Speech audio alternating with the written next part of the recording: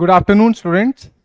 आज आपके legal studies वाले सब्जेक्ट में जो चैप्टर हम पढ़ने जा रहे हैं वो है लीगल सर्विसेज अथॉरिटीज एक्ट के बारे में।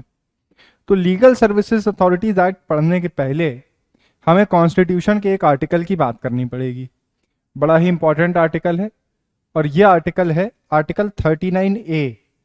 Article 39A is present in the DPSP या directive principles of state policy part of the Indian constitution.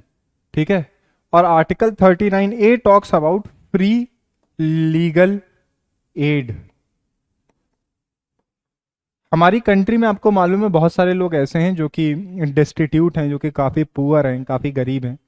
वो लोग लीगल सर्विसेज हायर करने का पैसा नहीं दे सकते हैं। अगर उनके साथ कोई गलत कोई रॉन्ग कमिट होता है तो क्या अच्छा वकील ना हायर कर पाने की वजह से उनका रिप्रेजेंटेशन नहीं हो पाएगा, तो इसकी वजह से क्या उन्हें जस्टिस भी ना मिले? ये बात तो गलत होगी। यही चीज सरकार ने देखते हुए 42nd constitutional amendment, 42nd CAA मतलब constitutional amendment act, 47 constitutional amendment act 1976 में आर्टिकल 39A को ऐड किया। अब इंपॉर्टेंस क्या है आर्टिकल 39A का? Promotion of legal equality. सबसे पहला गोल तो है लीगल इक्वालिटी प्रोवाइड करना। ठीक है, article 39A is pivotal in promoting legal equality by mandating the state to provide free legal aid to those who cannot afford legal services. This ensures that poverty does not impede access to justice. ये बड़ा important गोल है। Poverty जो है वो impede ना करे, रोके ना एक्सेस टू जस्टिस को, thereby upholding the principle of equality before law. आपको मालूम है आपके कॉन्स्टिट्यूशन के आर्टिकल 14 में, आपने कॉन्स्टिट्यूशन वाले पार्ट में भी पढ़ा है, आर्टिकल 14 में इक्वालिटी बिफोर लॉ लिखा हुआ है। अगर हम किसी की पॉवर्टी को रीजन बनने देंगे उसके जस्टिस ना मिलने का, उसको जस्टिस ना मिलने का, तो ये राइट टू इक्वालिटी का भी उल्लंघन होगा। ठीक है, इसीलिए हमने आर्टिकल 39A ऐड किया। दूसरा है access to justice. Article 39A, ये सब की पॉइंट्स में बता रहा हूं आपके लिखने के लिए, आपके सिलेबस का पार्ट है ये इंपॉर्टेंस ऑफ आर्टिकल 39A। ठीक है, तो आपको एक्सपैंड करके मार्क्स के लिए अगर आए तो लिखने के लिए, it recognises the right to justice for all, making it a fundamental aspect of a functioning democracy by facilitating access to legal representation and advice. Article 39A helps to ensure that individuals are not disadvantaged in legal proceedings due to lack of resources. वैसा ही point है legal ऊपर वाले point की तरह, थोड़ा सा अलग है लेकिन। Fair trial, it upholds the principle of fair trial. देखिए, फेयर ट्रायल किसी भी अच्छी जुडिशरी का, किसी भी अच्छी कंट्री का एक बड़ा इंपॉर्टेंट एस्पेक्ट है कि ट्रायल जो है, जो केस चल रहा है, जो लिटिगेशन चल रहा है, वो फेयर हो। ठीक है, by ensuring that every person has opportunity to seek legal redress and defend themselves adequately in court. ठीक है, तो ये अपहोल्ड कैसे करता है फेयर ट्रायल का प्रिंसिपल आर्टिकल 39A? ऐसे करता है कि ये हर आदमी को, एवरी पर्सन को अपॉर्चुनिटी देता है to seek legal redress and defend themselves adequately in court. ठीक है, इसीलिए ये जो प्रोसेस है, जुडिशियल प्रोसेस है, जो कोर्ट का प्रोसेस है, इसको और फेयर करता है। ठीक है, फेयर करता है। लीगल एम्पावरमेंट, ठीक है, एम्पावर करता है। ठीक है, लीगल एम्पावरमेंट देता है मार्जिनलाइज्ड और अंडर प्रिविलेज्ड लोगों को, लीगल एम्पावरमेंट, उनको पावर देता है। ठीक है, it seeks to educate people about their rights and how to assert them. ठीक है, ये लोगों को उनके राइट्स के बारे में एजुकेट करता है। एजुकेट कैसे करता है? लोग पार्टिसिपेट करेंगे, लोगों के पास लीगल राइट लेने का रिकोर्स होगा डिस्पाइट देयर इकोनॉमिक कंडीशन, तो people will also be more participatory, it will be more empowering. ठीक है, foundation of legal services authorities act जो आर्टिकल 39A है, इसी की वजह से जो लीगल सर्विसेज अथॉरिटीज एक्ट है 1987 का बना है। क्यों? क्योंकि हमारे कॉन्स्टिट्यूशन में ऐड कर दिया गया लीगल सर्विसेज प्रोवाइड करना आर्टिकल 39A में। अब वो लीगल सर्विसेज कैसे प्रोवाइड की जाएंगी, कौन प्रोवाइड करेगा, ठीक है, यही बताने के लिए लीगल सर्विसेज अथॉरिटी एक्ट बनाया गया, जिसके अंदर national legal services authority, district legal services authority, state legal services authority, ये सब डाले गए, ठीक है। तो जो ये जो आर्टिकल है, आर्टिकल 39 है, ये इसका सिग्निफिकेंस ये भी है कि ये फाउंडेशन देता है लीगल सर्विसेज अथॉरिटीज एक्ट का। इसी एक्ट, ये जो एक्ट है ये इसी आर्टिकल की वजह से बना है, ठीक है। एनकरेजेस लीगल अवेयरनेस, जैसे उधर लीगल एम्पावरमेंट का पॉइंट आया, वैसे ही इधर लीगल अवेयरनेस का पॉइंट आया, ठीक है। मेरे नोट्स को देख लीजिएगा, और कुछ जरूरत नहीं पड़ेगी आपको।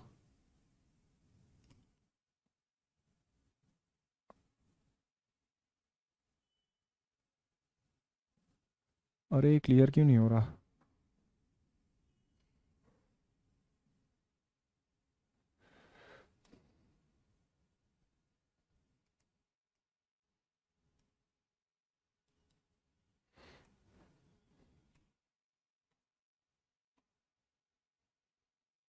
एनकरेजेस लीगल अवेयरनेस, ठीक है। अगला क्या है? सपोर्ट सोशल जस्टिस, ठीक है। आर्टिकल 39A का जो ब्रॉड गोल है वो ये है कि सोशल जस्टिस को ये सपोर्ट करे, supports broader goal of social justice by making justice accessible to the poor and marginalised. ये तो आपने देख लिए, ठीक है। अब आइए लीगल सर्विसेज अथॉरिटीज एक्ट के बारे में थोड़ी बात की जाए। ये था आर्टिकल 39A के बारे में, ठीक है। सबसे पहली बात, लीगल सर्विसेज अथॉरिटीज एक्ट कब आया? 1987 में आया, ठीक है। इसका ऑब्जेक्टिव क्या है, गोल क्या है? नंबर एक, चार गोल याद रखिएगा। नंबर एक, provide free and competent legal service to eligible candidates. सबसे पहला गोल तो यही है कि फ्री और कंपलसरी, फ्री और कंपीटेंट लीगल सर्विस दे, किसको? एलिजिबल लोगों को। दूसरा क्या है? ensures that justice is not denied to any citizen due to economic and other disabilities। ये इंश्योर करना कि किसी सिटीजन को जस्टिस ना डिनाई की जाए उसकी इकोनॉमिक स्टैंडिंग की वजह से, ठीक है। उसके बाद ऑर्गेनाइज लोक अदालत for amicable settlement of dispute, ठीक है। लोक अदालत बनाना एमिकेबल सेटलमेंट ऑफ डिस्प्यूट के लिए। एमिकेबल मतलब दोस्ती, हंसी में, आराम से किसी को डिस्प्यूट सॉल्व कराना, एमिकेबली, फ्रेंडली तरीके से, ठीक है। लोक अदालत का काम ही होता है फ्रेंडली तरीके से सेटलमेंट कराना दो पार्टीज के बीच में, ठीक है। तो लोक अदालत बनाने का भी national legal services authority act नहीं, लीगल सर्विसेज अथॉरिटी एक्ट नहीं दिया है, ठीक है। एक सेकेंड,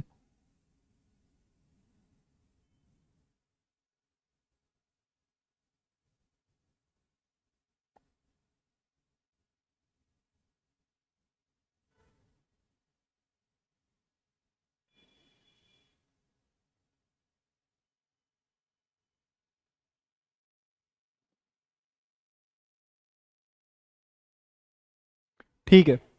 उसके बाद promote justice on the basis of equal opportunity bye operating legal system that provides free and fair service. तो देखिए, कीवर्ड्स में याद रखिए, पहला फ्री लीगल एड प्रोवाइड करना, दूसरा जस्टिस इंश्योर करना कि किसी को डिनाई तो नहीं की जा रही है उसकी इकोनॉमिक कंडीशन की वजह से, तीसरा लोक अदालत एस्टैब्लिश करना, चौथा जस्टिस को प्रमोट करना, एक free and fair service provide करना, ठीक है, चौथा। उसके बाद है एलिजिबिलिटी, कौन, ये अब यहां से इंपॉर्टेंट चीज चालू हुई। अभी तक तो हम केवल प्रिंसिपल और इसकी बात कर रहे थे, ये चीजें हैं जो आपको ज्यादा अच्छे से याद होंगी। एलिजिबिलिटी क्या है, किसको मिलेगी फ्री लीगल एड? तो पहला तो है स्केड्यूल्ड कास्ट और स्केड्यूल्ड ट्राइब्स के लोगों को मिलेगी, ठीक है। दूसरा है victim of trafficking in human being, जिसके साथ ह्यूमन बीइंग का जैसे ट्रैफिकिंग होती है ह्यूमन बीइंग की, इलीगली पकड़ के कैप्चर करके लोगों को किडनैप करके बेचा जाता है और गलत काम कराए जाते हैं उनसे, जो लोग इसके विक्टिम रहे हैं उनको। तीसरा है वुमेन एंड चिल्ड्रन, जो बच्चे हैं और जो महिलाएं हैं उनको। चौथा है पर्सन्स विद डिसेबिलिटीज, उनको। बेसिकली आप देख रहे हैं किनको किनको मिल रही है, SC ST, victims of trafficking, women, children, जो लोग पहले से पीड़ित हैं, जो लोग विक्टिम रहे हैं, जो लोग कमजोर हैं, जो लोग डिस्क्रिमिनेशन जिन्होंने झेला है, उनके लिए। पांचवा persons with circumstances of undeserved want, circumstances of undeserved want, ये लिखिएगा, such as being victim of a mass disaster, ethnic violence, caste atrocity, flood, drought, earthquake, industrial disaster. Mass disaster हो जाए कोई, जैसे भोपाल गैस डिजास्टर हुआ था, Bhopal gas leak, उसके victims को मिलता। एथनिक वायलेंस हो जाए, जैसे मणिपुर में वायलेंस चल रहा है, उसके विक्टिम्स को मिलेगा। कास्ट एट्रोसिटी, किसी कास्ट के लोगों के ऊपर कास्ट का वायलेंस हो जाए, ठीक है।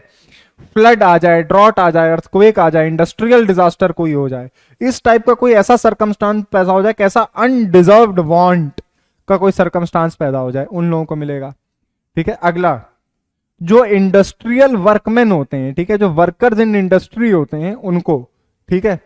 उसके बाद पर्सन इन कस्टडी, जो लोग ऑलरेडी पुलिस की कस्टडी में इन्वेस्टिगेशन के दौरान या किसी भी और रीजन से, ठीक है। इंक्लूडिंग इन प्रोटेक्टिव होम और इन अ जुवेनाइल होम, जुवेनाइल होम बच्चों के लिए होता है, जो बच्चे अपराधी होते हैं उनके लिए जुवेनाइल होम होता है, उनको जेल नहीं भेजा जाता, तो उनको भी। उसके बाद ये आया ऐसे आदमी के लिए जिसके पास पैसे ही कम है।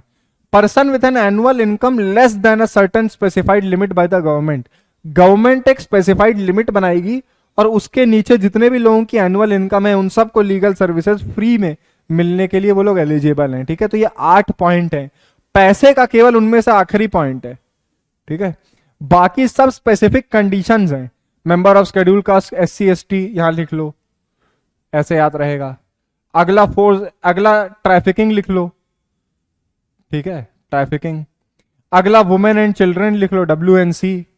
फिर PWD लिख लो, person with disabilities. SC ST, trafficked human beings, WC, PWD, ठीक है। उसके बाद अनडिजर्व्ड वांट लिखो यहां, या डिजास्टर लिख लो, अनडिजर्व्ड वांट ज्यादा सही वर्ड है, ठीक है। कोई डिजास्टर, एथनिक वायलेंस या ऐसा कुछ।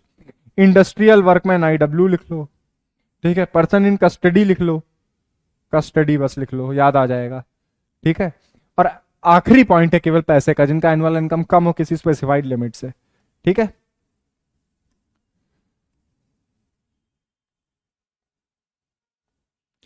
इसके बाद आइए कौन कौन सी ऑर्गेनाइजेशन हैं, किन लेवल पे है लीगल सर्विसेज अथॉरिटी।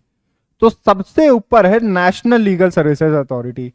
ऑब्वियसली नाम में ही नेशनल है, तो नेशनल लेवल पे होगी, ये सेंट्रल है। याद रखना, इसको हेड कौन करता है, चीफ जस्टिस ऑफ इंडिया। जैसे अभी जो चीफ जस्टिस हैं, चीफ जस्टिस DY चंद्रचूड़, वो नेशनल लीगल सर्विसेज अथॉरिटी के भी चेयरमैन हैं, ठीक है। वो उसको हेड करते हैं एज पेट्रन इन चीफ। उसके बाद है नेशन से नीचे स्टेट लेवल ही आता है, तो स्टेट लीगल सर्विसेज अथॉरिटी, इसका चेयरमैन है। इसको हेड कौन करता है, इसको हेड करता है हाई कोर्ट का चीफ जस्टिस। जैसे अगर हम उत्तर प्रदेश की बात करें तो उत्तर प्रदेश का जो हाई कोर्ट है, इलाहाबाद हाई कोर्ट, उसके जो चीफ जस्टिस होंगे वो स्टेट लीगल सर्विसेज अथॉरिटीज के हेड होंगे, ठीक है। चीफ मिनिस्टर उसका पेट्रन होगा, ठीक है, चीफ मिनिस्टर पेट्रन होगा, ठीक है। उसके बाद एक होता है high court legal services committee, ठीक है। ये हर हाई कोर्ट में सेटअप होता है, setup in all high courts, ठीक है। फिर होता है district legal services authority, present in every district, chaired by the district जज। सबसे पहले सेंट्रल लेवल, नेशनल लेवल, तो वहां पे नेशनल लीगल सर्विसेज अथॉरिटी, उसको उसका पेट्रन इन चीफ होगा चीफ जस्टिस ऑफ इंडिया। उसके बाद स्टेट लीगल सर्विसेज अथॉरिटी, इसको हेड करेगा चीफ जस्टिस ऑफ जो वहां का हाई कोर्ट है उसका चीफ जस्टिस, और उसको इसका पेट्रन होगा वहां का चीफ मिनिस्टर। फिर आएगा high court legal services authority, हर हाई कोर्ट में एक होता है। उसके बाद आएगा डिस्ट्रिक्ट, ठीक है। डिस्ट्रिक्ट का जो जज होगा, जो डिस्ट्रिक्ट का सबसे बड़ा जज होगा, वो इसका चेयरमैन होगा। फिर आएगा डिस्ट्रिक्ट के भी नीचे कौन सा लेवल होता है, taluk, taluka, taluk legal services authority, ठीक है, ये उससे छोटे लेवल पे। अब फंक्शंस क्या है सेंट्रल अथॉरिटी के, सेक्शन 4 में लिखा हुआ है इस एक्ट के, देखते हैं, ठीक है।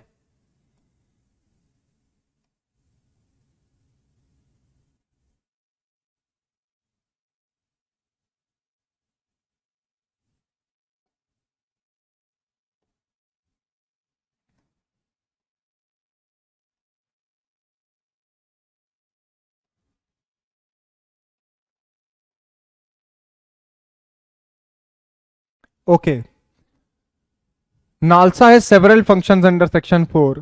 पहला, formulate policies and principles.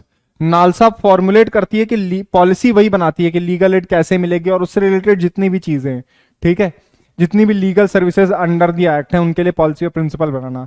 Lay down criteria for eligibility, जो 8 हमने क्राइटेरिया पढ़े एलिजिबिलिटी के जिनको लीगल सर्विसेज मिल सकती हैं फ्री में, वो भी यही बनाती है नालसा। ठीक है। Third, frame the most effective and economic schemes. देखना पड़ता है ना, स्कीम्स को इकोनॉमिक भी तो होना चाहिए, इफेक्टिव और इकोनॉमिक स्कीम। ठीक है। यूटिलाइज द फंड, देखो फंड निकलता है, ठीक है, इस एक्ट के अंदर फंड मिलता है नालसा को सेंट्रल गवर्नमेंट से, ठीक है, उसका यूटिलाइजेशन कैसे होगा ये भी डिसाइड करती है नालसा। ठीक है। कोऑर्डिनेट एंड मॉनिटर, देखो जो नालसा के नीचे ही सारी लीगल सर्विसेज अथॉरिटी होंगी ना, सबसे बड़ी तो नालसा है, स्टेट लीगल सर्विसेज अथॉरिटी और डिस्ट्रिक्ट लीगल सर्विसेज अथॉरिटी सब नालसा के ही अंदर होंगी, तो उनके काम को कोऑर्डिनेट और मॉनिटर करना भी किसका काम है, नालसा का काम है। ठीक है। उसके बाद आएगा टेक नेसेसरी स्टेप्स। ठीक है। जितने भी नेसेसरी स्टेप्स होते हैं by way of social justice litigation with regard to consumer protection, environmental protection etcetera. ठीक है। उसके बाद प्रमोट लीगल लिटरेसी, नालसा जो है वो लीगल वर्कशॉप भी कराती है, एजुकेशन कराती है लोगों की, लीगल लिटरेसी बढ़ाने के लिए, लोगों को अपने राइट पता तो हो, लॉ पता तो हो, इस चीज के लिए नालसा जो है लीगल लिटरेसी के भी इनिशिएटिव्स करती है। ठीक है। The Legal Services Authorities Act thus plays a crucial role in ensuring access to justice for all, particularly the vulnerable and marginalized sections of the society, by providing free legal aid and organizing the Lok Adalats for resolution of dispute. ठीक है। तो basically जो legal services authority act है उसके अंदर जितनी भी bodies हैं उनका फंक्शन क्या है, एंश्योर करना to justice for all, particularly the vulnerable or marginalized sections of the society by providing free legal aid।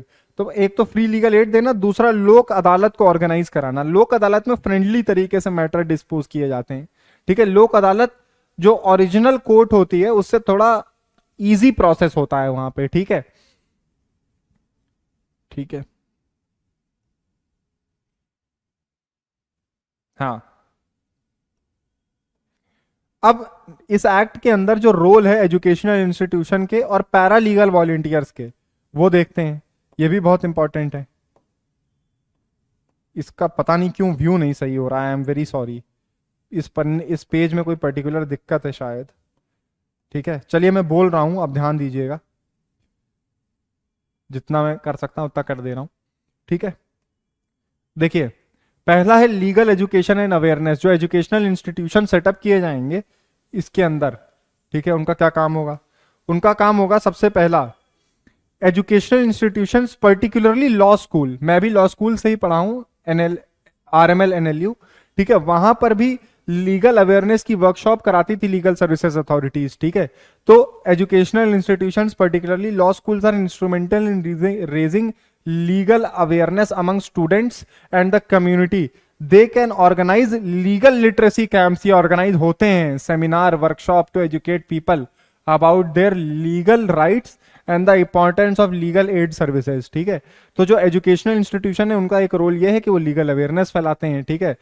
Legal education और लीगल अवेयरनेस। दूसरा, क्लिनिकल लीगल एजुकेशन, हमारे यहाँ भी क्लिनिकल लीगल एजुकेशन उसकी एक सेल थी।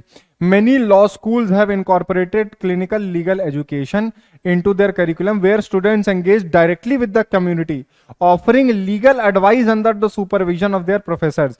लीगल एडवाइस देने का काम एजुकेशन इंस्टीट्यूशंस भी करते हैं। ठीक है। फ्री लीगल एडवाइस देना किसी को। ठीक है। This not only helps in providing legal services to those who can not afford them but also prepare students for legal challenges. तो जिनको मदद चाहिए, लीगल एडवाइस जिनको चाहिए, उनकी भी हेल्प होती है और स्टूडेंट्स की भी प्रैक्टिस होती है। ठीक है। उसके बाद इंटर्नशिप और ट्रेनिंग प्रोग्राम्स भी कराती है स्टेट लीगल सर्विसेज अथॉरिटी और नेशनल लीगल सर्विसेज अथॉरिटी। ठीक है। उसके बाद रिसर्च एंड डेवलपमेंट, लॉज के ऊपर रिसर्च करना। ठीक है। रिसर्च प्रोजेक्ट्स और इंप्रूव करना efficacy of the legal system, जो एफिशिएंट बनाना और लीगल सर्विसेज को और एड सर्विसेज को। तो ये 4 ब्रॉड हेड्स के अंदर आप एजुकेशनल इंस्टीट्यूशंस के रोल को अपने एग्जाम में लिख सकते हैं। ये आपके सिलेबस का पार्ट है। क्या क्या? लीगल एजुकेशन एंड अवेयरनेस का काम करना, क्लिनिकल लीगल एजुकेशन प्रोवाइड करना, इंटर्नशिप और ट्रेनिंग प्रोग्राम्स देना, उसके बाद रिसर्च एंड डेवलपमेंट। अब आइए पैरा लीगल वॉलंटियर्स का क्या काम होता है। ठीक है। इस एक्ट के अंदर और वैसे भी पहला है ब्रिज द गैप। जो पैरालीगल वॉलंटियर्स होते हैं वो इंटरमीडियरीज की तरह होते हैं। They are intermediaries between the legal service institutions and the community. They play a crucial role in identifying those in need of legal aid and guiding them on how to access these services. जिनको legal help की जरूरत है उनको identify करते हैं paralegal volunteers और उनको पहुंचाते हैं मदद, ठीक है। ये इंटरमीडिएट, ये बीच का काम करते हैं, ठीक है। जो लीगल सर्विसेज अथॉरिटी है, चाहे स्टेट लीगल सर्विसेज अथॉरिटी हो, चाहे डिस्ट्रिक्ट हो, चाहे नेशनल हो, और जिसको जरूरत है, यानी कि जो कम्युनिटी के लोग हैं, जो सोसाइटी के लोग हैं, उनके बीच में जो गैप करने का, ये जो गैप है, इसको भरते हैं पैरालीगल वॉलंटियर्स, ठीक है। वो लोग हेल्प करते हैं लीगल सर्विसेज पहुंचाने में, ठीक है। ब्रिज द गैप पहला। दूसरा लीगल अवेयरनेस, ये लोग भी लीगल अवेयरनेस फैलाने काम करते हैं। One of the primary goals roles of the PLV is to spread legal awareness among the public. They conduct legal literacy camps and awareness programme. जो एजुकेशनल इंस्टीट्यूशंस काम करते हैं वो इन्हीं के थ्रू करते हैं, पैरालीगल वॉलंटियर्स के, ठीक है। तो इनका भी काम है लीगल अवेयरनेस फैलाना। तीसरा assistance in accessing legal aid. जो पीएलवी हैं वो असिस्ट करते हैं उन लोगों को जिनको नीड है, जो कि मार्जिनलाइज और वल्नरेबल सेक्शंस के लोग हैं, उनको पहुंचाते हैं लीगल सर्विसेज तक, ठीक है। उनको नेसेसरी गाइडेंस देते हैं, explaining the process and providing necessary guidance. They ensure that legal services are accessible to the most vulnerable section of the society. जो vulnerable section of the society है, जिसके लिए legal aid और legal services दी जा रही हैं, जिसको उस तक पहुंचे, ये ensure करते हैं paralegal volunteers, ठीक है। इसकी गारंटी है उनके ऊपर। आखिर में